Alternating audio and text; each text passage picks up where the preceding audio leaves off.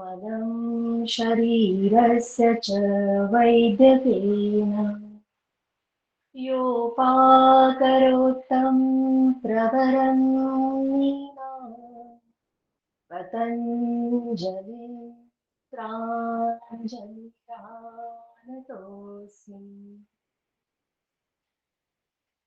पूरे साथ बोलेंगे।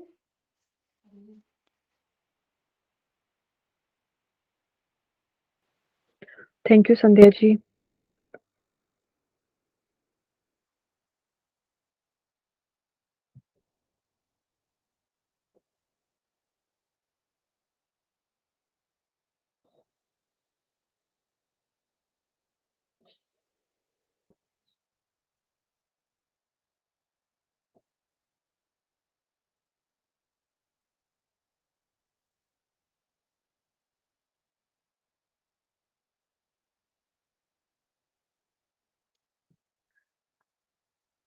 एक बार बता दीजिए मेरी स्लाइड शो हो रही है और मेरी आवाज़ सही से आ रही है आप लोगों को? जी मैम। ठीक है, थैंक यू।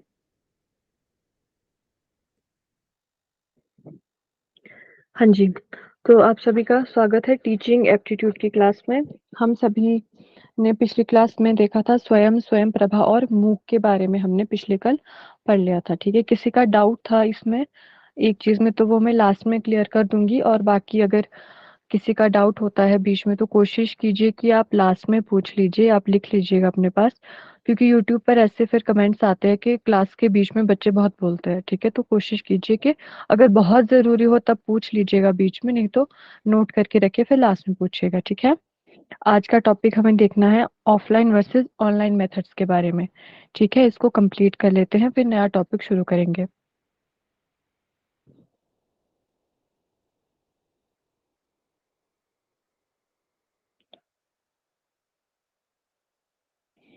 हाँ जी। तो आज का हमारा टॉपिक है difference between offline teaching methods and online teaching method, मतलब ऑफलाइन शिक्षण विधियों और ऑनलाइन शिक्षण विधियों के बीच में क्या अंतर है, ठीक है? तो सबसे पहले देखते हैं ऑफलाइन में क्या होता है। इट इज टीचर फोकस्ड, यानी यह एक शिक्षक केंद्रित है, क्योंकि ऑफलाइन में हम देखते हैं कि ज़्यादातर जो जितनी भी विधियाँ होती है ऑफलाइन टीचिंग की वो ज़्यादातर शिक्षक केंद्रित ही होती है, मतलब सारी नहीं कह सकते हम कि सभी होती है, लेकिन उसमें जो मैक्सिमम टीचिंग मेथड्स होते हैं वो टीचर सेंटर्ड होते हैं, ठीक है? फिर देखते हैं online. It is learner focus, यानी यह शिक्षार्थी केंद्रित होते हैं। फिर देखते हैं ऑफलाइन टीचिंग में लर्निंग इज मोर पैसिव, यानी सीखना अधिक निष्क्रिय है, और ऑनलाइन में लर्निंग इज मोर एक्टिव, मतलब सीखना सक्रिय है। इसके मुकाबले में जितना ऑफलाइन में होता है उससे ज़्यादा सक्रिय हम लोग ऑनलाइन शिक्षण में होते हैं, ठीक है? Student interaction with technology is less, is होगा ये, ठीक है? प्रौद्योगिकी के साथ विद्यार्थियों का संवाद कम होता है इसमें, क्योंकि उसमें हम ऑफलाइन में ज़्यादातर टेक्स्ट बुक्स के माध्यम से पढ़ते हैं, चार्ट्स के माध्यम से पढ़ते हैं, ऐसी ऐसी चीज़ों के माध्यम से पढ़ते हैं, तो इसमें टेक्नोलॉजी का यूज़ बहुत कम देखने को मिलता है हमें, ठीक है? फिर जो ऑनलाइन है उसमें students interaction with technology is more, मतलब इसमें प्रौद्योगिकी के साथ छात्रों का संबंध अधिक होता है, क्योंकि ऑनलाइन माध्यम में या तो हमें फ़ोन के ज़रिए पढ़ना होता है, लैपटॉप, कंप्यूटर के ज़रिए हम लोग पढ़ाई करते हैं, तो इसमें हम टेक्नोलॉजी का ज़्यादा इस्तेमाल करते हैं, ठीक है? आगे देख लेते हैं। फिर है ऑफलाइन में focus on face to face interaction between teacher and learner, मतलब शिक्षक और शिक्षार्थी के बीच आमने सामने की बातचीत इसमें होती है, क्योंकि इसमें दोनों ही आमने सामने होते हैं। ऐसा नहीं है कि जैसे ऑनलाइन में होता है कि टीचर अपने घर पे बैठ के पढ़ा रहे हैं, बच्चे अपने घर पे बैठ के पढ़ रहे हैं, नहीं, इसमें बिल्कुल एक क्लासरूम में हमें जाना होता है, तो वहाँ पे आमने सामने की बातचीत होती है दोनों में, ठीक है? Opportunity to face interaction between teacher and learner is less, मतलब ऑनलाइन में इतना ज़्यादा चांस नहीं होता है फेस टू फेस इंटरेक्शन का, जितना ऑफलाइन में होता है उससे कम होता है, ठीक है? फिजिकल क्लासरूम जिसमें होते हैं और इसमें वर्चुअल क्लासरूम, यानी जिसे हम आभासी कक्षा भी हिंदी में कह सकते हैं, ठीक है?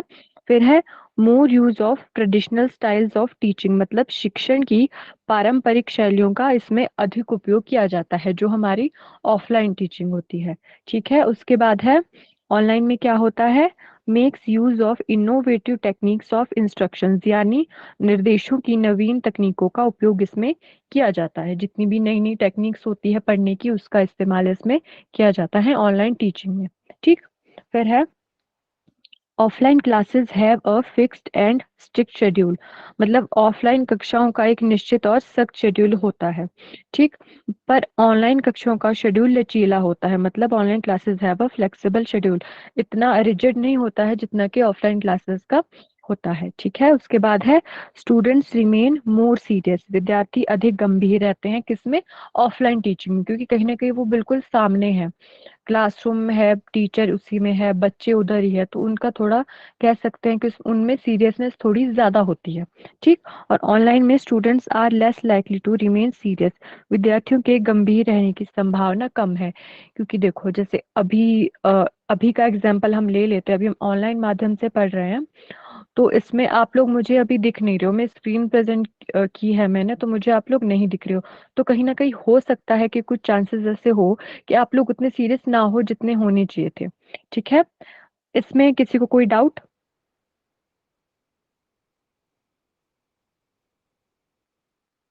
ये वाली स्लाइड क्लियर है सभी को? Yes ma'am. हाँ जी, तो ये वाला टॉपिक आज हमारा कंप्लीट हो गया, जो कल वाला बचा था, तो इसकी मैं पीडीएफ शेयर करूंगी। तो अभी नया टॉपिक स्टार्ट करते हैं।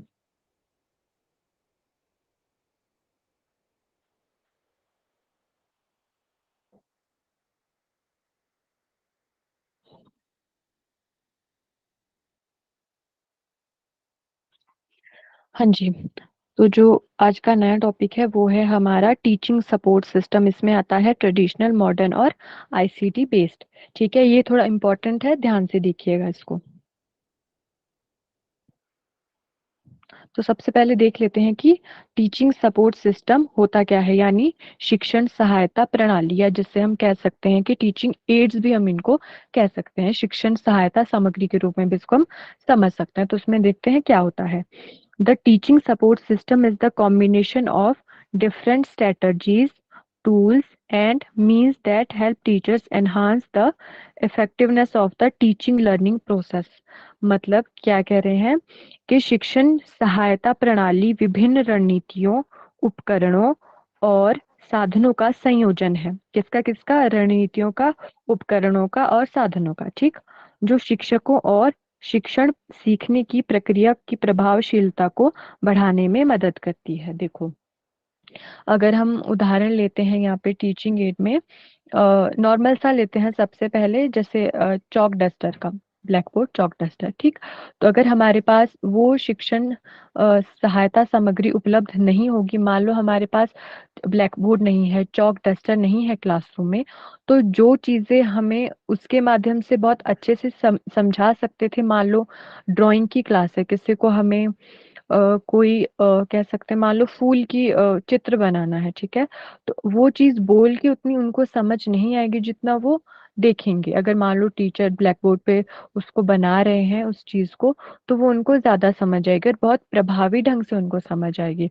तो ये इसका रोल होता है, जो हमारी शिक्षण सहायता सामग्री होती है, कि हमारी जो एक प्रोसेस है टीचिंग लर्निंग की, उसको और ज्यादा इफेक्टिव बनाना, ताकि बच्चे लंबे समय तक उस चीज को याद रख सकें, और कम से कम समय में पहले तो सीखें, कम समय में, उसके बाद लंबे समय तक उसको याद रख सके। ठीक है, ये हो गया। फिर देख लेते हैं ट्रेडिशनल, जिसे हम कह सकते हैं, ट्रेडिशनल को ही हम कस्टमरी भी कहते हैं और कन्वेंशनल भी कहते हैं। तो ये तीनों नाम आप याद रखिएगा, क्योंकि क्वेश्चन कैसे भी पूछ सकते हैं घुमा फिरा के। इसके ट्रेडिशनल के बजाय क्या पता वो लोग कन्वेंशनल दे दे, तो इसमें आप लोगों को कंफ्यूज नहीं होना है, ये नाम आपको याद रखने हैं। ठीक है, हिंदी में इसको कह सकते हैं पारंपरिक, प्रथागत, या फिर पारंपरिक ही कहेंगे इसको, शिक्षण सहायता प्रणाली।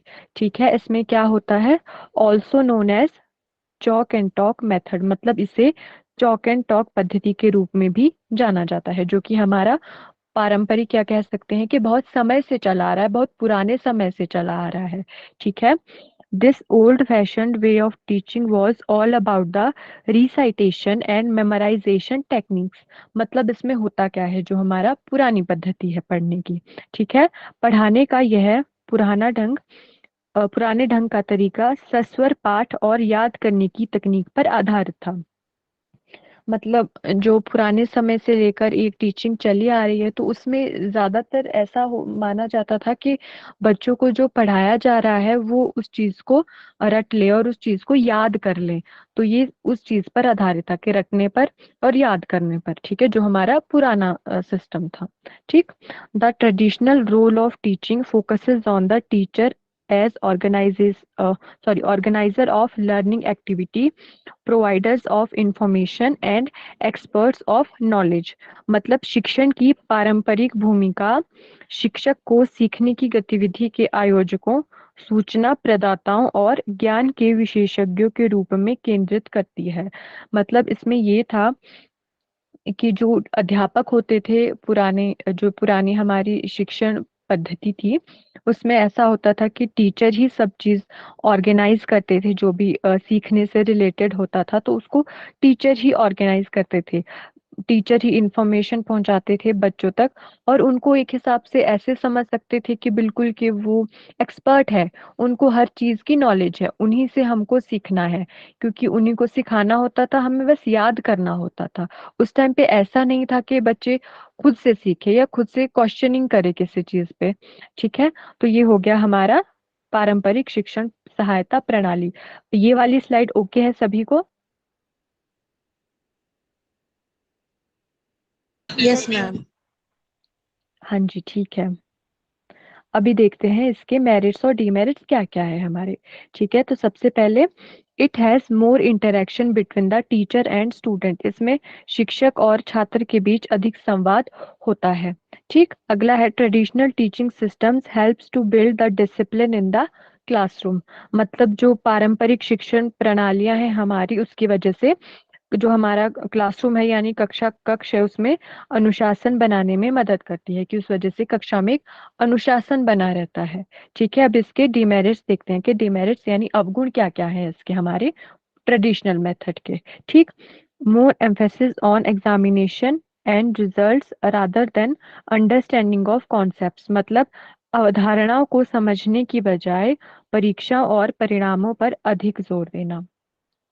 मतलब उसमें ऐसा होता था पुराने समय में कि बच्चों की अगर परीक्षाएं अच्छी हो गई और उनके परिणाम अच्छे आ गए, मतलब रिजल्ट्स उनके सही आ गए, तो एक हिसाब से उसी चीज पर ध्यान दिया जाता था, चाहे कॉन्सेप्ट उनको समझ आया ना आया, उतना ज्यादा ध्यान नहीं दिया जाता था। लेकिन इस चीज पे ज्यादा ध्यान था कि उनके रिजल्ट्स अच्छे आए। ठीक है। तो ये इसका अवगुण हो गया है ना। फिर है lack of collaboration and group learning. मतलब सहयोग और समूह शिक्षण का इसमें अभाव होता था। मेरिट्स और डिमेरिट्स क्लियर है सभी को?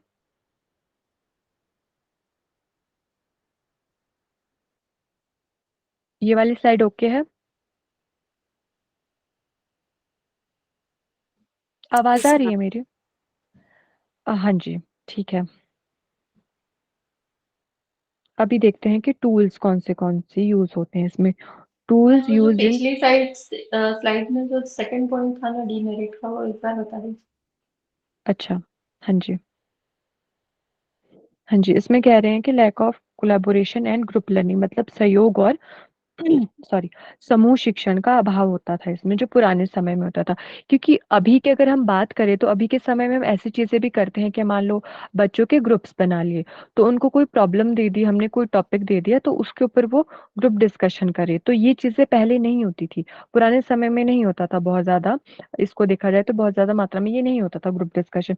और सहयोग से हम ऐसे समझ सकते हैं कि मान लो जैसे कह सकते हैं कि कोई प्रोजेक्ट वर्क है, तो ये सारी चीजें भी पहले के समय में नहीं होती थी। तो इस चीज का अभाव था, लेकिन अब के टाइम में ये सारी चीजें होती है। ठीक है। जी है। हाँ जी,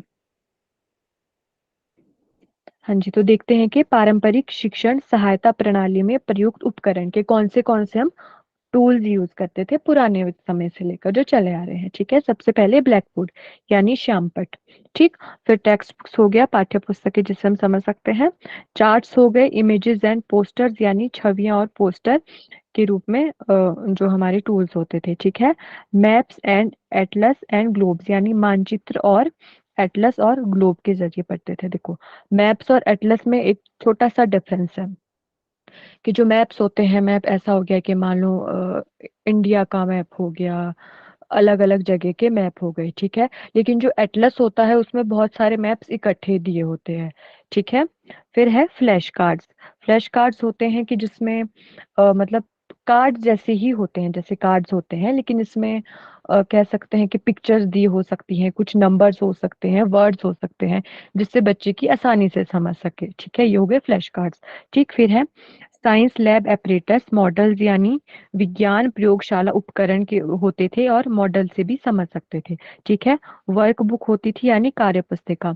वर्क बुक में क्या होता है कि क्वेश्चंस दिए होते हैं, बहुत सारे एक्सरसाइज दी होती है, तो उनको बुक में ही सॉल्व करना होता है, बुक में ही उसको लिखना होता है कि जो जो इसका आंसर वगैरह है, तो वो हो जाती है हमारी वर्क बुक्स, ठीक है। फिर है ड्राइंग बुक्स, यानी ड्राइंग की किताबें जिसे हम समझ सकते हैं।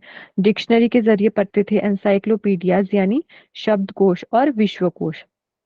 देखो, जो डिक्शनरी होती है उसमें होता है, एक मीनिंग दिया होता है चीज का ना, किसी भी चीज का बहुत छोटा सा मीनिंग दिया होता है, कोई वर्ड दे दिया, उसका एक मीनिंग दे दिया, ठीक। लेकिन जो इंसाइक्लोपीडिया होता है उसमें क्या होता है, किसी भी चीज के बारे में बहुत इससे ज्यादा नॉलेज होती है। लेकिन डिक्शनरी में होता है एक वर्ड का सिंपल मीनिंग दिया है। लेकिन अगर हम एनसाइक्लोपीडिया की बात करें तो वहां पे उसी चीज के बारे में और ज्यादा इंफॉर्मेशन होती है, ठीक है। तो ये दोनों चीजें भी होती थी पहले के समय में। फिर होता है वैदिक मैथ टूल्स, यानी वैदिक गणित उपकरण। इसमें क्या होता है कि कुछ शॉर्टकट ट्रिक्स होती है, ये थोड़े बहुत फॉर्मूले होते हैं इसमें, जिसके जरिए हम मतलब बहुत सारे क्वेश्चंस को या बहुत बड़े बड़े क्वेश्चंस को बहुत कम समय में इजीली सॉल्व कर सकते हैं, ठीक है। फिर हो गया इसमें पजल बुक्स होती हैं, जनरल नॉलेज बुक्स होती है, ये पहली पुस्तक है जिसे हम सामान्य ज्ञान पुस्तकें कह सकते हैं। तो ये सारे जो टूल्स है ये सारे यूज होते हैं हमारी पारंपरिक शिक्षण में, ठीक है। ये वाली स्लाइड ओके है सभी को? जी। हाँ जी, ठीक है, आगे बढ़ते हैं। अभी देखते हैं modern and ICT based teaching methods, यानी आधुनिक एवं आईसीटी आधारित शिक्षण विधियां क्या होती है, या इसमें क्या क्या चीजें होती है, ठीक है। When we talk about the modern और ICT based education system, it includes full fledged usage of high tech equipment in the educational institutions. मतलब कि जब हम आधुनिक या आईसीटी आधारित शिक्षा प्रणाली के बारे में बात करते हैं तो उसमें क्या होता है कि शैक्षणिक संस्थानों में उच्च तकनीकी उपकरणों का पूर्ण उपयोग शामिल होता है। कि मतलब जितने भी कह सकते हैं कि जो नई नई चीजें आई है या नए नए जो टूल्स आए हैं, नई नई टेक्निक्स आई है पढ़ाई टीचिंग लर्निंग प्रोसेस में, उन सारी चीजों का उपयोग होता है इसमें मॉडर्न और आईसीटी में, ठीक है। Collaborative learning and problem based learning is key aspect of modern teaching methods. मतलब सहयोगात्मक शिक्षा और समस्या आधारित शिक्षा आधुनिक शिक्षण विधियों का प्रमुख पहलू है। तो ये याद रख लीजिएगा कि इसमें इसके जो कह सकते हैं कि कौन से इसमें की एस्पेक्ट है, तो कोलैबोरेटिव लर्निंग और प्रॉब्लम बेस्ड लर्निंग, जिसमें आईसीटी और मॉडर्न में हिंदी में कहेंगे इनको सहयोगात्मक शिक्षा और समस्या आधारित शिक्षा, ठीक है। इसमें किसी को कोई डाउट?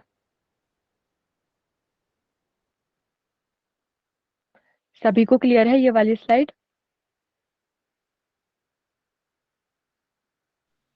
Yes, ma'am. आवाज? हाँ जी, ठीक है। अभी देखते हैं इसके मेरिट्स क्या क्या है।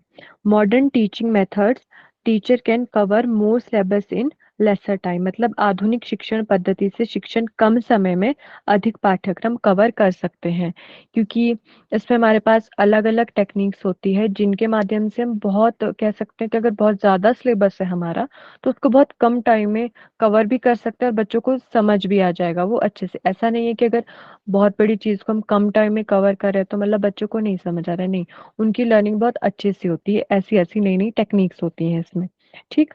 फिर है lots of audio visual recording and online contents helps the student to understand the subject better and also helps student to memorize the concept for longer time। मतलब क्या कह रहे हैं कि बहुत सारी ऑडियो विजुअल रिकॉर्डिंग और ऑनलाइन सामग्री छात्रों को विषय को बेहतर ढंग से समझने में मदद करती है। ठीक है। और छात्रों को लंबे समय तक अवधारणा को याद रखने में भी मदद करती है। क्योंकि देखो, अगर हम उदाहरण ले ले, मान लो यूट्यूब, कोई यूट्यूब से पढ़ रहा है, ठीक है, तो उसमें क्या होता है, वीडियोस होती है जिसमें उनको देखने को भी मिलता है, सुनने को भी मिलता है, जिस पे टॉपिक के बारे में उनको जानना है। तो इससे क्या होता है कि मतलब अलग अलग टाइप्स की मिलती है, कि अपने अपने हिसाब से लोगों ने वीडियोस बनाई होती है। ठीक है। तो उनको बहुत सारा कंटेंट मिल जाता है एक ही चीज पे, कि उनको किस तरीके से सीखना है। ठीक है। तो इसके जरिए पहला तो हो गया, उनको एक विषय पे बहुत सारी सामग्री मिल गई पढ़ने के लिए। और दूसरा है कि इसको हम और अच्छे से समझ सकते हैं। मान लो एक से हमें नहीं समझ आए, किसी एक की हम टीचर की वीडियो देखी, तो किसी दूसरे की देख ली, फिर उनसे समझ लिया। तो मतलब हमारे पास ऑप्शंस होते हैं, तो इससे हम बहुत अच्छे से समझ सकते हैं। और ऐसी चीजें जो हम कह सकते हैं कि देखते भी है, सुनते भी है, इस तरह से जो समझते हैं ये चीजें, तो ये हमें बहुत लंबे समय तक याद रहती है। मतलब काफी टाइम तक हम इनको, ऐसा नहीं है कि भूल जाएंगे, बहुत एक दो दिन के लिए याद रहा फिर भूल गए, नहीं, ऐसा नहीं होता है। ऐसी चीजों को हम बहुत लंबे समय तक याद रख सकते हैं। तो ये हो गए इसके मेरिट्स। ठीक है। अभी देखते हैं कि इसके डिमेरिट्स क्या क्या है, यानी अवगुण क्या है इसके। ठीक। Modern teaching methods can adversely affect the eyes of the students. मतलब आधुनिक शिक्षण पद्धतियां विद्यार्थियों की आंखों पर प्रतिकूल प्रभाव डाल सकती हैं। मान लो अगर कोई जैसे अभी का समझ लो, जैसे हमारी क्लासेस चल रही है, अभी तो सही चल रही है। ठीक है। 3 4 5 क्लासेस होती है पूरे दिन में। तो अगर हम इसको ऐसे समझे कि हमारी 4 5 क्लासेस ना होने के बजाय 8 9 क्लासेस हो रही है, तो हमारा स्क्रीन टाइम बढ़ेगा। हम, क्योंकि पढ़ना तो हमें फोन से ही है अपने, या फोन से पढ़ोगे, कोई लैपटॉप से पढ़ोगे कोई। ठीक है। तो उससे क्या होगा कि हमारी आंखों पे बहुत ज्यादा बुरा इफेक्ट पड़ सकता है इस चीज से। ठीक है। फिर है लेस इंटीग्रेशन विद टीचर्स, यानी शिक्षकों के साथ कम एकीकरण होता है इसमें। ठीक है। ये वाली स्लाइड सभी को ओके है? मैम इसके गुण एक बार रिपीट कर दीजिएगा। हाँ जी, ठीक है, मैं बताती हूँ। देखो, सबसे पहले क्या है इसमें कि जो शिक्षक होता है वो कम से कम समय में अधिक पाठ्यक्रम कवर कर सकते हैं। देखो, अगर एक है कोई पुराने कह सकते हैं पुराने तरीके से पढ़ा रहे हैं, मान लो वो ले रहे हैं ब्लैक बोर्ड और चौक का सहारा, तो उनको लिखना पड़ रहा है, उस चीज में टाइम लग रहा है, वो खुद से लिख रहे हैं। लेकिन अगर हम मॉडर्न की बात करें, तो उसमें अगर टीचर पीपीटी बना रहे हैं, तो उस चीज को इमेजेस के जरिए, वीडियोस के जरिए बच्चों को पढ़ा रहे हैं, तो उसमें कम टाइम लगेगा उसके मुकाबले में जो कि हम एक टीचर लिख के खुद कर रहे हैं, उससे ब्लैक बोर्ड पे लिख के कर रहे हैं। ठीक है। तो इसका ये फायदा है कि जो एक बहुत बड़ा, अगर मान लो सिलेबस है, बहुत ज्यादा हमारा सिलेबस है, तो इन तकनीकों के जरिए हम उस बड़े सिलेबस को कम समय में पूरा कर सकते हैं। ठीक है। ये पहला पॉइंट हो गया। दूसरा है, क्योंकि इसमें बहुत सारी ऑडियो विजुअल रिकॉर्डिंग है, या हमें ऑनलाइन सामग्री मिल जाती है, क्योंकि ऑडियो के जरिए अगर किसी को पढ़ना हो, ऑडियो वीडियो के जरिए किसी को पढ़ना हो, या फिर मतलब किसी भी माध्यम से पढ़ना हो, ऑनलाइन माध्यम से। ठीक है। तो उसमें हमें बहुत सारी सामग्री मिल जाती है। आप देख लीजिए, आज के टाइम पे आप गूगल कर सकते हो कोई टॉपिक, या आपको नहीं समझ आ रहा, यूट्यूब पे देख सकते हो, बहुत सारी अलग अलग जगह पे मिल जाती है हमें बहुत सारी सामग्री। ठीक है। तो इससे क्या होता है कि हमें बेहतर ढंग से समझ आता है, कि अगर एक जगह हमें नहीं समझ आया, तो हमने दूसरी जगह से देख लिया, तो वहां पे हमें बहुत अच्छे ढंग से चीजें समझ आ जाती है। ठीक है। और क्या होता है इससे कि लंबे समय तक वो चीजें हमें याद रहती हैं जो हम इस तरह से पढ़ते हैं। ठीक है। अभी क्लियर हुआ?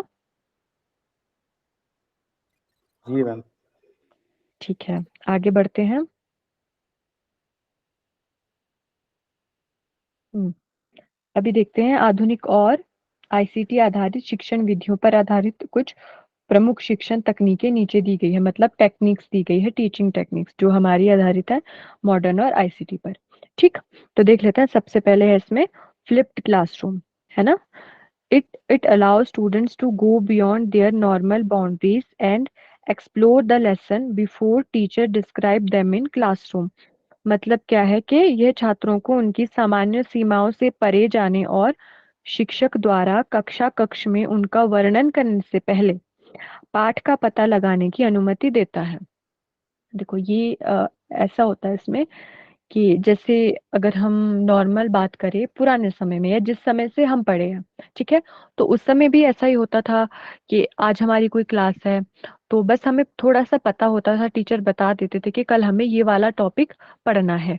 लेकिन पढ़ते हम पूरा उसको क्लासरूम में ही थे, जब हम क्लास में पहुँचेंगे तब टीचर हमें करवाएँगे, ठीक है? लेकिन ये जो टेक्नीक है फ्लिप्ड क्लासरूम वाली, इसमें क्या होता है कि जो टीचर होते हैं, मान लो कल उनको कोई टॉपिक पूरा करवाना है, तो वो उसका वीडियो पहले ही रिकॉर्ड कर लेते हैं और बच्चों को प्रोवाइड करवा देते हैं। तो इससे क्या होता है, बच्चों को पहले पता चल जाता है कि वो क्या पढ़ने वाले हैं। तो इसको कह सकते हैं हम फ्लिप्ड क्लासरूम, ठीक है? अगला है design thinking and creative ideas. This involves real life case to increase the curiosity, analytical skills and creativity। मतलब डिजाइन सोच और रचनात्मक विचार, ठीक है? इसमें क्या होता है कि जिज्ञासा, विश्लेषणात्मक कौशल और रचनात्मकता को बढ़ाने के लिए वास्तविक जीवन के मामले शामिल है। मतलब अगर बच्चों के अंदर हमें क्रिएटिविटी बढ़ानी है या उनकी कह सकते हैं स्किल्स बढ़ानी है, एनालिटिकल स्किल्स बढ़ानी है, क्रिटिकल थिंकिंग बढ़ानी है, तो उसके लिए हम उनको एग्जाम्पल दे सकते हैं आज के वातावरण से। वातावरण से समझ सकते हैं कि जो वास्तविक जीवन है उसके उदाहरणों के जरिए या उसके माध्यम से हम बच्चों को समझा सकते हैं, ठीक है? ये दोनों क्लियर है सभी को?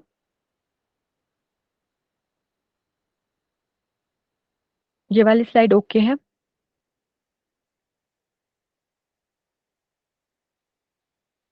आवाज आ रही है मेरी? जी जी मैम। मैम फ्लिप्ड क्लासरूम के बारे में क्लियर नहीं हुआ। अच्छा देखो बताती हूँ। इसमें क्या होता है कि मान लो कल जैसे हम अपना एग्जांपल लेते हैं, हम टीचिंग एप्टीट्यूड पढ़ रहे हैं, तो मान लो कल हमें इवैल्यूएशन के बारे में पढ़ना है, ठीक है? तो मुझे आपको पढ़ाना है कल इवैल्यूएशन के बारे में। तो इसमें क्या होगा कि मैं इवैल्यूएशन के बारे में अपनी कोई वीडियो रिकॉर्ड कर लूँगी, पूरा जितना भी इवैल्यूएशन के बारे में सारी चीज़ें हैं, वो एक वीडियो बना लूँगी अपनी, ठीक है? उसमें सारा कंटेंट होगा, ठीक? तो वो मैं आप सारे बच्चों को प्रोवाइड करवा दूँगी, तो आप उसको पहले ही देख लोगे, आप उसको आज ही देख लोगे, ठीक है? तो कल जब हम क्लास में जाएँगे तो आपको पहले से ही पता होगा कि हमें आज क्या पढ़ना है। तो ये होता है फ्लिप क्लासरूम कि इसमें कह सकते हैं कि lesson before teacher describe them in classroom, मतलब कि छात्रों को पहले ही पता चल जाता है कक्षा में पढ़ाने से पहले। ये होता है इसमें कि जो कल पढ़ाना है वो बच्चों को आज ही प्रोवाइड करवा दिया जाता है, फिर उनको कल पता होता है कि हमें क्या पढ़ना है, क्योंकि वो पहले से उस बारे में थोड़ा सा देख के आए होते हैं, ठीक है? लाइक बिफोर हैंड थोड़ा प्रिपेयर करके आए ताकि टॉपिक समझ आ जाए, यही है। हाँ जी, ऐसा समझ सकते हैं आप इसको, ओके ओके। ठीक है? अभी आगे बढ़ते हैं। आगे है हमारा माइंड मैप्स, यानी use of self learning tool. मतलब माइंड मैप में क्या होता है, स्व शिक्षण उपकरणों का उपयोग होता है। माइंड मैप्स को आप अगर आसान भाषा में समझना चाहो तो ऐसे समझ सकते हो कि देखो, जैसे अगर हमें किसी चीज के नोट्स बनाने हैं, ठीक है? तो हम कैसे बनाते हैं कि नोटबुक ली, पॉइंट्स लिख लिए, उसके पहले हेडिंग डाल ली, फिर उसके पॉइंट्स बनानी है, अलग अलग पॉइंट्स बना लिए अपने हिसाब से, शॉर्ट में बनाने हो या पूरे, मतलब उसको बहुत ज्यादा बड़ा करके बनाना हो, ठीक है? ये हो गए हमारे नॉर्मल नोट्स। लेकिन अगर हम माइंड मैप्स की बात बात करें तो इसमें एक मैप के रूप में पढ़ेंगे हम। कैसे कि मान लो हमने एक टाइटल जो हमारा है, मान लो इवैल्यूएशन समझ लो, इवैल्यूएशन हमारा टॉपिक है, ठीक? तो इवैल्यूएशन लिख देंगे हम नोटबुक पे, उसके बारे में पूरा पढ़ लेंगे। तो उसके चारों ओर एक मैप के जैसे ना, जैसा पेड़ होता है ना कि पेड़ की ब्रांचेस निकली होती है, तो उसकी ब्रांचेस के मतलब छोटे छोटे पॉइंट्स बनाएंगे, इवैल्यूएशन के बारे में छोटे छोटे पॉइंट्स बनाएंगे, लेकिन उसका एक मैप बनाएंगे। जैसे हम खुद के नोट्स बनाते हैं कि पूरे पॉइंट्स लिखते हैं नीचे, वैसा नहीं बनाएंगे। जैसा एक मैप होता है ना, जैसे एक मानचित्र होता है, उस तरह के इसमें हम छोटे छोटे क्या कह सकते हैं कि जैसे मान लो पेड़ के रूप में अगर हम समझे, तो पेड़ का जो तना हो गया वो हमने टॉपिक लिख लिया कि इवैल्यूएशन हमारा टॉपिक है। तो उसके उसमें क्या-क्या चीज़ें आती है, तो उसकी वो हमने शाखाएँ बना दी कि पहला ये टाइप है इवैल्यूएशन का, दूसरा ये है, तीसरा ये है। फिर उसकी जो हमने टाइप्स है उसको आगे डिस्क्राइब किया छोटे-छोटे शब्दों में, लेकिन उनको उस शाखा से ही आगे बढ़ा दिया। आप इसको एक पेड़ के माध्यम से समझ सकते हो। ये आ जाता है माइंड मैपिंग में, मतलब एक दिमाग की तरह, मतलब दिमाग में भी इसका मैप बना सकते हैं, लेकिन अगर आपको इस तरह से समझना है कि अगर हमको नोटबुक के ज़रिए कैसे समझ सकते हैं या कैसे पढ़ेंगे, तो मतलब जो चीजें हम नोट्स के रूप में बना रहे थे एक पॉइंट्स के रूप में, या बिल्कुल एक पैराग्राफ लिख रहे थे जिसका, उसको एक मैप के जरिए समझना है हमें। ठीक है, ये हो गया माइंड मैप्स। ठीक है, अगला है आईसीटी बेस्ड टीचिंग मेथड, जिसमें होता है वर्चुअल रियलिटी, वर्चुअल लैब्स या फिर ओपन एजुकेशनल रिसोर्सेज। इसमें होता है आईसीटी आधारित शिक्षण विधियों में आ जाता है, जैसे हमारी आभासी वास्तविकता, आभासी प्रयोगशालाएं जिसे हम कह सकते हैं, या फिर मुक्त शैक्षिक संस्थान इसमें आ सकते हैं। ठीक है, अगला है learning management system and massive open online courses, जो हमने कल पढ़ा है मूक के बारे में। ठीक है, वो इसमें आ जाता है शिक्षण प्रबंधन प्रणाली और व्यापक मुक्त ऑनलाइन पाठ्यक्रम। ठीक, फिर है फ्री ऑनलाइन लर्निंग टूल्स, यानी निशुल्क ऑनलाइन शिक्षण उपकरण। अगर हमें ऑनलाइन पढ़ना है और हम कह सकते हैं कि फ्री ऑफ कॉस्ट पढ़ना चाहते हैं, तो बहुत सारे टूल्स होते हैं जिसके माध्यम से हम पढ़ सकते हैं। ठीक है, अगला है gamification, learn through the play using quizzes and Hunt ideas, मतलब कि क्विज का उपयोग करके खेल के माध्यम से सीखें और विचारों की तलाश करें। कि अगर हमें गेम्स की, बहुत सारी गेम्स होती हैं, जैसे एक होती है कि जिसमें हमें वर्ड्स बनाने होते हैं, कि उस टाइप का अगर आप सोचिए, तो अलग अलग टाइप्स की गेम्स के जरिए भी हम लोग सीख सकते हैं। ये वाली स्लाइड सभी को क्लियर है? मैम, जो आपने माइंड मैप्स कहा है, use of self learning tools, तो ये आप वही कहना चाहते हैं कि वो हमें प्रोवाइड करेंगे, मतलब टीचर हमें प्रोवाइड करेगा, या एक लाइक स्टूडेंट और टीचर मिलके इस तरह से कुछ कोलैबोरेटिवली एक हायरार्की या एक फ्लो चार्ट टाइप कुछ बना सकते हैं, ऐसा कुछ? देखो, इसमें ऐसा हो सकता है, अगर आप इसको आसान भाषा में समझो, टीचर ने कोई हमें टॉपिक करवाया, ठीक, उन्होंने हमें कंटेंट दे दिया, लेकिन अब हम उसको अपने हिसाब से एक फ्लो चार्ट के रूप में बना रहे हैं। एग्जांपल आप फ्लो चार्ट का ही ले लो इसमें, कि अपने हिसाब से टीचर ने तो हमें पूरा मटेरियल प्रोवाइड कर दिया, लेकिन हमें अपने, कह सकते हैं अपनी सहूलियत के लिए, या ताकि हमें आगे सीखने के लिए इजी हो, अगर हमें एग्जाम टाइम पे वो चीज़ देखनी हो, तो उसको एक शॉर्टकट में बना लेते हैं, बिल्कुल एक मैप के रूप में बना लेते हैं। वैसे समझो आप इसको। जैसे आप हमें नोट्स प्रोवाइड करते हो, उसके बाद हम अपना बनाते हैं। एक तो होता है डिटेल वाला, जैसे पूरा एक्सप्लेन कर रखा होता है जैसा आप बताते हो, वो वाली चीज हमने लिखी होती है। उसके बाद हम एग्जाम में हमें सिर्फ की पॉइंट्स याद करने हैं, जो हमें लिखने होने, मतलब हमें याद आने चाहिए। वो वाली, वो जो मैप है, आप उसके बारे में कह रहे हैं, राइट? हाँ जी, उसी के बारे में कह रही हूँ। हाँ जी, ठीक है, आगे है tools used in modern and ICT based support system, मतलब इसमें कौन से उपकरण उपयुक्त किए जाते हैं। ठीक है, फिर है पहला है आईसीटी बेस्ड डिवाइसेस, मतलब जिसमें लैपटॉप आ जाएगा, इलेक्ट्रॉनिक नोटबुक्स आ जाएंगी। तो इलेक्ट्रॉनिक नोटबुक ई रीडर हो गया, मतलब हिंदी में वही होगा, हिंदी में यही कहते हैं इसको, लैपटॉप, इलेक्ट्रॉनिक नोटबुक या फिर ई रीडर। ठीक है, इलेक्ट्रॉनिक लैपटॉप का तो सभी को पता है क्या होता है, ठीक। इलेक्ट्रॉनिक नोटबुक क्या होता है, मतलब वही नोटबुक के जैसा होता है, पर ये एक डिवाइस होगा। ठीक है, एक डिवाइस जैसा होगा, तो इसमें एक डिवाइस हमें कह सकते हैं कि लिखने, जिससे उसके ऊपर हम लिखेंगे डिवाइस के ऊपर, तो उसमें जो हम लिखेंगे वो उसमें अक्षर नीचे लिखे हुए आ जाएंगे। ठीक है, वो हो गया हमारा इलेक्ट्रॉनिक नोटबुक। और ई रीडर क्या होता है, अब पहला अगर इसको इस उदाहरण से समझे, कि जैसे हम कोई पीडीएफ होता है हमारे पास, एक तो है हम उस पीडीएफ को, कोई बुक का पीडीएफ है मान लो, ठीक है, उसको फोन में पढ़ रहे हैं, वो तो अलग चीज है। लेकिन अगर हमें कह सकते हैं कि उसी कंटेंट को अगर अच्छे से पढ़ना है और अच्छे तरीके से पढ़ना है, तो उसके लिए ई रीडर होते हैं। उसमें मतलब पूरा मटेरियल होता है, बहुत अच्छी क्वालिटी का होता है, उसके जरिए हम उसको पढ़ सकते हैं। तो वो हो गया हमारा ई रीडर, मतलब जो सॉफ्ट कॉपी है हमारे पास, जो हमारे पास में उपलब्ध नहीं है अभी भी, लेकिन सॉफ्ट कॉपी के रूप में है, तो उसको हम ई रीडर के जरिए पढ़ सकते हैं उसी कंटेंट को। ठीक है, ये हो गया आईसीटी बेस्ड डिवाइसेस। फिर है अगला एजुकेशनल गेम्स या फिर ऑनलाइन पजल्स एंड क्विजेस, शैक्षिक खेल हो गई, या ऑनलाइन पहेलियां और प्रश्नोत्तरी के माध्यम से भी हम इसमें पढ़ सकते हैं। ठीक, फिर है audio visual teaching ads, audio visual शिक्षण सहायता सामग्री। ऑडियो विजुअल में अलग अलग से भी ले सकते हैं, कि अलग से ऑडियो टूल्स हो गए, फिर विजुअल टूल्स हो गए, ऑडियो विजुअल दोनों भी आ सकते हैं। ठीक है, फिर है सीडी डीवीडी के माध्यम से हम पढ़ सकते हैं, प्रोजेक्टर्स हो गए, प्रोजेक्टर्स के माध्यम से पढ़ सकते हैं। फिर है इंटरैक्टिव व्हाइट बोर्ड्स, यानी संवादात्मक श्वेत पट। अब ये समझाती हूँ मैं, ये क्या होता है, देखो, इंटरैक्टिव व्हाइट बोर्ड्स में होता है कि एक व्हाइट बोर्ड होगा, लेकिन उसके साथ क्या होगा, प्रोजेक्टर से वो जुड़ा होगा और कंप्यूटर से भी जुड़ा होगा। तो उस पे हम क्या कर सकते हैं कि मान लो हमने उस पे पीपीटी चला दी, एक स्लाइड्स शो हो रही है उस पे, ठीक है, व्हाइट बोर्ड पे, इंटरैक्टिव व्हाइट बोर्ड पे, नॉर्मल वाला नहीं, इंटरैक्टिव वाला, ठीक है। तो उस चीज पे अगर स्लाइड्स भी चल रही है तो उसके साथ साथ अगर टीचर को उसमें कुछ ऐड करना है, अगर वो कुछ लिखना चाहते हैं तो उस व्हाइट बोर्ड पे वो लिख भी सकते हैं, ठीक है। साथ ही साथ ऐसा भी हो सकता है कि अगर उसको और किसी कंप्यूटर से भी उनको जोड़ना हो तो और कंप्यूटर से भी उसको जोड़ सकते हैं। ये हो गया हमारा इंटरैक्टिव व्हाइट बोर्ड, कि उसमें प्रेजेंटेशन भी शो हो रही है, लेकिन अगर टीचर को खुद से कोई पॉइंट्स उसमें ऐड करने हैं जो वो लिखना चाहते हैं तो वो उस पे लिख सकते हैं। ये हो गया। ये वाली स्लाइड क्लियर है सभी को?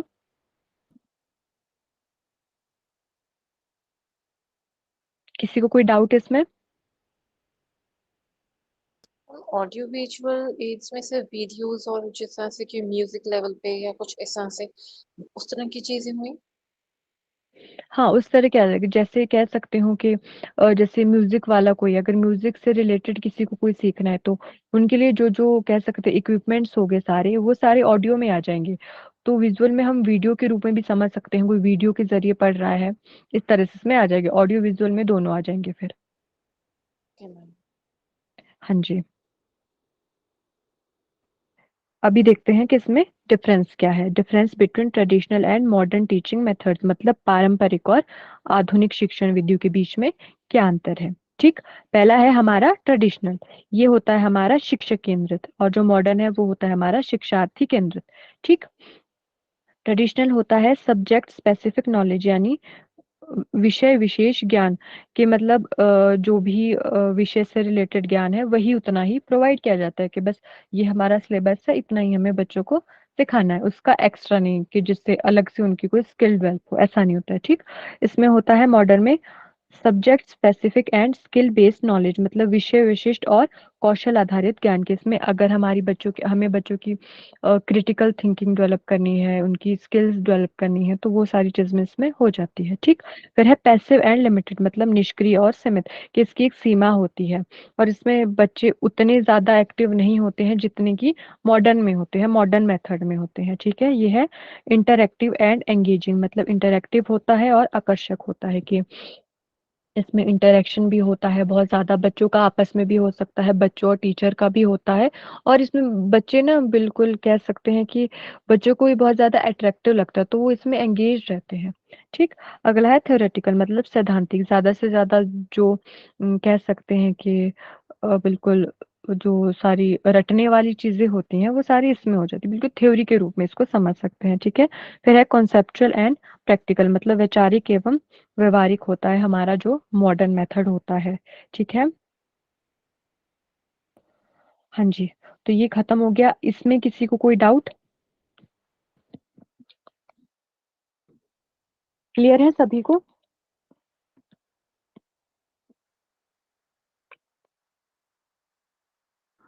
आवाज आ रही है मेरी? यस हाँ मैम। जी मैम। यस खत्म। मैम। हाँ जी, ठीक है, अभी जाइएगा नहीं, आज मैं आपसे क्वेश्चन पूछ लेती हूँ, अभी टाइम बचा है तो। मैम, हाँ जी, बोलिए। मैम ये वैदिक मैथ टूल्स कैसा होता है? वैदिक मैथ, देखो ये हमारा पुराने वाले में आया ना, जो हमारा ट्रेडिशनल टीचिंग मेथड्स है, तो इसमें पता क्या होता है कि इसमें कुछ कुछ शॉर्ट ट्रिक्स होती है, हमें शॉर्ट ट्रिक्स हो गई या फिर कुछ फॉर्मूले हो गए जिसकी वजह से हम बहुत बड़े बड़े अगर क्वेश्चन है उनको ट्रिक्स के जरिए बहुत कम टाइम में उनको सॉल्व कर पाए, वो होता है इसमें। अच्छा। हाँ जी, चलिए ठीक है, हैंड रेज कीजिएगा, मैं जिससे पूछूंगी। जो हमारा ट्रेडिशनल मेथड होता है इसके और कौन से नाम है?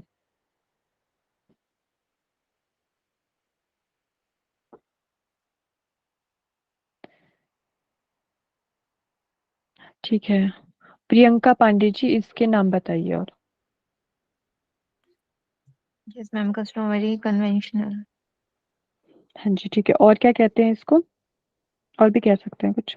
ट्रेडिशनल इसको हम chalk dusting. Chalk and talk method, ठीक है। हाँ। हाँ जी, ठीक है, अब बताएंगे दामिनी जी। आवाज आ रही है मेरी?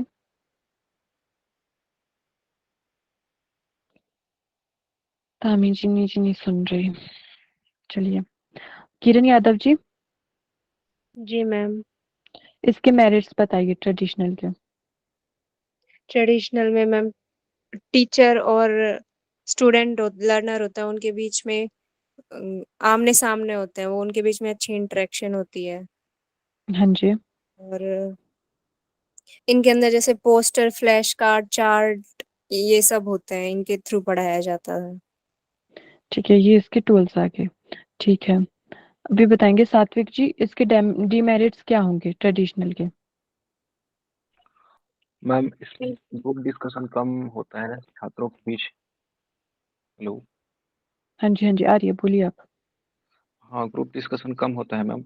और इसमें ये क्या है, क्योंकि शिक्षक केंद्रित होता है तो उतना फ्लेक्सिबल नहीं होता विद्यार्थी के लिए कि वो मतलब आसानी से हर चीज सीख पाए। एक ये होता है कि आप एक बार आप एक बार लेक्चर अटेंड कर लो तो दोबारा उसी लेक्चर को आप फिर से अगर समझना चाहो तो आपके पास आपको फिर से पूछना ही पड़ेगा टीचर को। लेकिन यहाँ पे जैसे वीडियो लेक्चर्स हमारे पास यूट्यूब में अवेलेबल है या पहले से अवेलेबल है, तो हम उसको बार बार जाके देख सकते हैं अगर कोई चीज़ समझ में नहीं आया तो। हाँ जी ठीक है, वेरी गुड। अभी हम इसमें कौन से टूल्स यूज कर सकते हैं, संध्या जी बताइए ट्रेडिशनल में। जी मैम, ट्रेडिशनल में हम पोस्टर्स यूज करेंगे, चार्ट्स या मैप्स और फोटोग्राफ्स, फ्लैश कार्ड्स और हाँ जी। ब्लैक बोर्ड और वो रहेगा ही। हाँ जी ठीक है, अभी बताइए जो हमारे मॉडर्न और आईसीटी बेस्ड टीचिंग मेथड्स है, इसके डिमेरिट्स क्या क्या होंगे? पूनम शर्मा जी बताइए।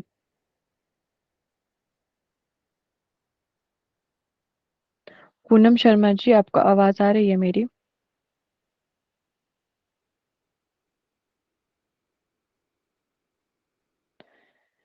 ठीक है, पारिका जी आप बताइए।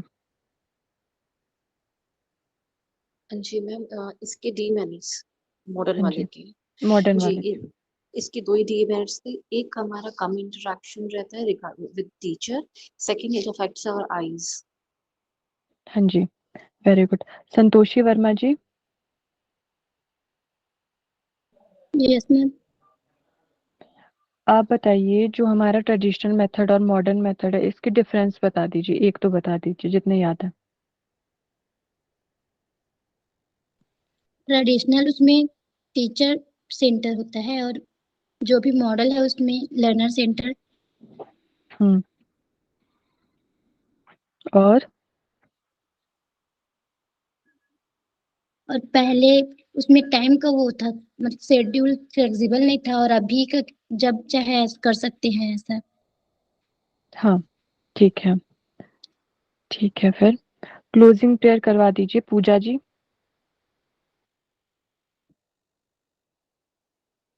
सॉरी मैम, मेरी तरफ से तो आवाज हो रहा अच्छा, कोई बात नहीं। अम, एंकर कर दूं मैं? प्रियंका, हाँ जी पारिका जी करवा दीजिए। कमर गर्दन सीधी करेंगे,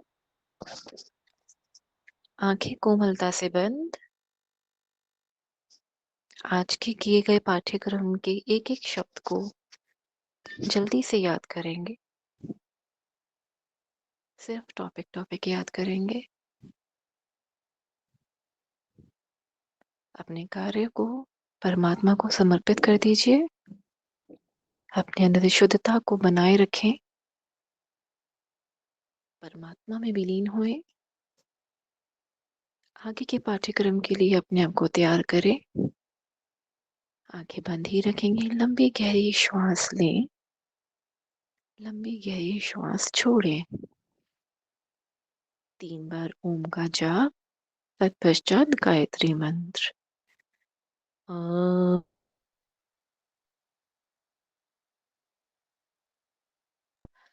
अ,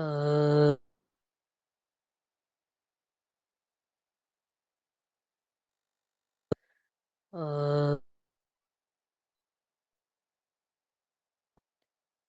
ॐ भूर्भुवः भुवः स्वः तत्सवितुर्वरेण्यं भर्गो देवस्य धीमहि धियो यो नः प्रचोदयात्। ॐ शान्तिः शान्तिः शान्तिः। दोनों हाथों को मिला ले, परमात्मा को नमन करे, धन्यवाद दे, गुरुओं को धन्यवाद दे, माता पिता को धन्यवाद दे, घर्षण करे, अपनी आंखों पे लगा ले, अपने चेहरे पे लगाए। नमस्कार। थैंक यू पारिका जी। अभी किसी का धन्यवाद कोई मैम। डाउट? हाँ जी, कोई डाउट तो नहीं है? अगर नहीं है तो आप लोग लीव कर सकते हैं फिर।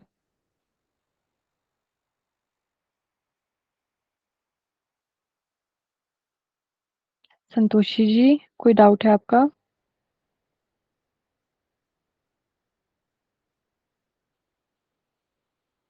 प्रियंका जी?